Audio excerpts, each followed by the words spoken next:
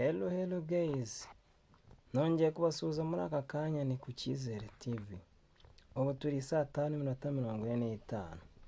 Match yahuzaga Arsenal ndetse na Paris Saint-Germain imaze kurangira. Nyuma y'amagambo yari amaze iminsi avugwa, nyuma y'uburyo Arsenal yari yiteguye cyane na confidence yari ifite nyuma yo gusezerera Real Madrid.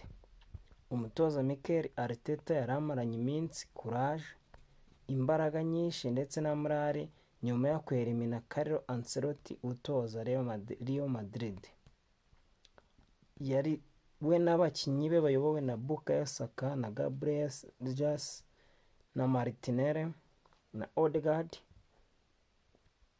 na ndetse n'abandi benshi bari bafite icyizere. Mbere ya match mwaganiraga bagakumvisha ko Paris Saint-Germain ari ikipe byoroshye gutsindira i Wembley kuri stade Emirates. Mwese turabizi yuko ari ikibuga cya Arsenal yakiriraho buri mukinnyi wese, yaba Odegaard, yaba Bukayo Saka ndetse na kapiteni Martinelli. Bose mwaganiraga bakakubwira yuko uko bakubise Real Madrid mu mukino ubanza ibitego 3-0 ari nako biza kugendekera Paris Saint-Germain. Ariko mu by'ukuri abamaze gukurikirana umukino nk'uko twawubonye, umukino usoje Paris Saint-Germain ifite pozisiyo ya 52 mu gihe Arsenal yari iwabo hariya ku kibuga cyabo cya Emirates rwose isoje ifite pozisiyo ya 48. Bivuze ko rero ibyo twumvise, uburyo confidence abakinnyi ba Mikel Arteta bari bafite ntabwo aribyo byagaragaye mu kibuga. Ariko dore bimwe mu byagiye biranga ku ruhande rwa Arsenal. Arsenal yagize guhusha cyane, rimwe na rimwe yajyaga yataka ikagera imbere y'izamu, ba Martinelli, ba Gabriel Jesus, ba Bukayo Saka imbere y'izamu ari kumwe na nyezamu, ariko bikaza kubabera imbogamizi bagahusha cyane nk'ibisanzwe. Ikindi kandi Arsenal yaje kubona igitego ku munota wa kabiri w'igice cya kabiri, ariko baza gucekinga kuri VAR basanga barariye. Ariko mu by'ukuri ntago ngiye mbyemeranyaho neza 100%, hariya kari akantu ni nako ukuntu, ariko icyemezo cy'umusifuzi aba ari ukuri. Abasore ba Henrik ba Paris Saint-Germain bayobowe na Dembele the Boss waje no kubonera Paris Saint-Germain igitego ku munota wa 4 w'igice cya mbere. Bitwaye neza hano rwose ku kibuga cya Emirates Stadium, bahatsindira ikipe Arsenal, dore ko Arsenal itaherukaga gutsindirwa hariya kuri Emirates vuba. Dore ko no mu mikino y'amatsinda Paris Saint-Germain na Arsenal byahuye, Arsenal igakubitira Paris Saint-Germain ari Wembley 2-0. Ariko uyu munsi siko bigenze. Abasore ba Henrik ufite umukino mwiza cyane, ubona ko Paris Saint-Germain itoje rwose kuri forume ziri guca inkweto za Dembele. Uyu mwirabura rwose nubwo akina i Bufaransa yaje gukubita Arsenal igitego ku munota wa 4 rwose w'igice cya mbere, aba ari nako match irangira. Paris Saint-Germain navuga ni yakinye neza, iyi yari derby ya Visit Rwanda kabisa. Ndakeka abanyarwanda twishimye, twarebye umukino mwiza, twarebye umukino uryoheye amaso nubwo utabonetsemo ibitego byinshi, ariko rwose Paris Saint-Germain yatweretse umukino mwiza, Arsenal twereka umukino mwiza. Ngiye ku ruhare rwanjye ndatekereza ko iyi match ntabwo irangiriye ahangaha, kuko twese turabizi ubushobozi Arsenal muri ino minsi ifite. Turabizi ko Arsenal yari ifite abakinnyi 8 bose bavunitse, ndetse n'undi ufite amakarita 5 y'umutuku. Ariko ku mukino wo kwishyura bazaba bamwe na bamwe bagarutse. Turabizi ubushobozi Mikel Arteta afite, ubushobozi ari gushora mu gikombe cya Champions League, dore ko shampiyona ya English Premier League yamaze kumucika. Turabizi kandi ndetse na Paris Saint-Germain ko Henrik arimo arashora ubushobozi bwinshi mu kuba yatwara Ligue ya mbere, dore ko Paris Saint-Germain nayo itari yatwara Ligue kure yageze ari kugera kuri finali inshuro 2.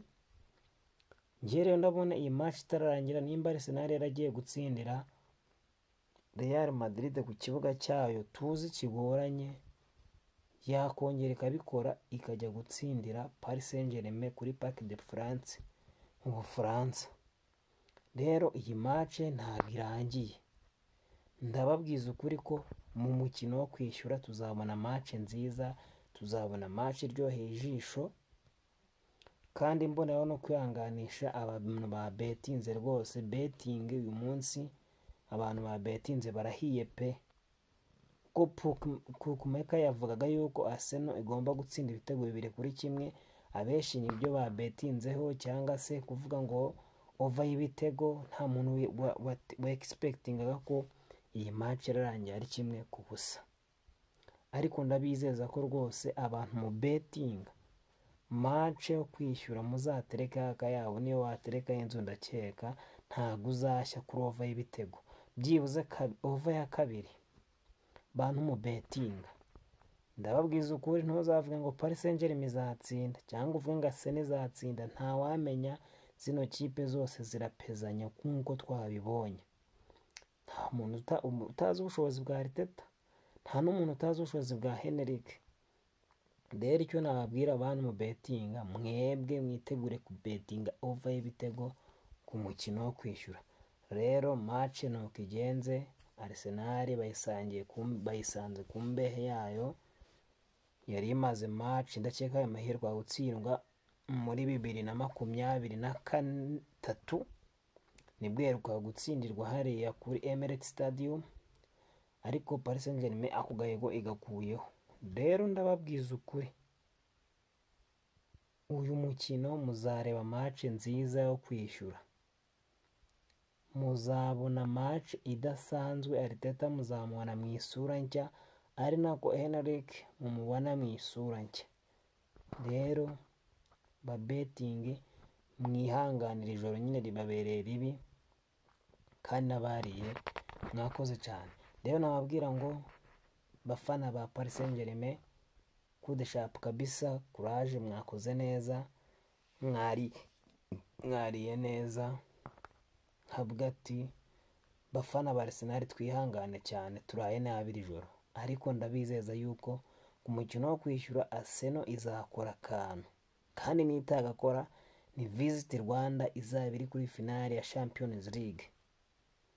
Rero ni murare neza, nagira ngo ndare mbahaye update rwose, babwire nti Arteta mwambonye ubwiramantaga, ntago birangiriye ahangaha.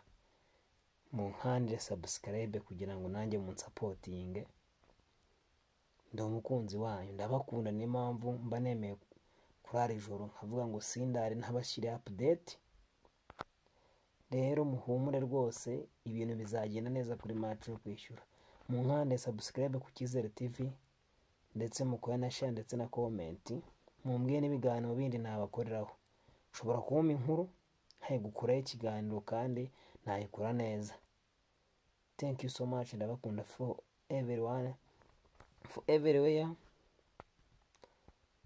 Tuzasubire ejo match ya Barcelona na Inter Milan imaze gusoza.